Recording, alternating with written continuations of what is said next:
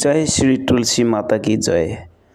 ভাৰতৰ দৰে এখন বিশাল দেশত আমি গৌৰৱ অনুভৱ কৰোঁ হিন্দু সংস্কৃতিৰ কাৰণে, কিয়নো ইয়াত বিভিন্ন ধৰণৰ সংস্কৃতি, বিভিন্ন ধৰণৰ ফেষ্টিভেল, উৎসৱ পাৰ্বণ ইয়াত পালন কৰা হয় উৎসাহ মালহেৰে। আজি এই তুলসী পূজন পৰ্বত ঘৰে ঘৰে তুলসী বিলাই থকা হৈছে দিল্লীত, এই দ্বাৰকা অঞ্চলত। এয়া চাওক।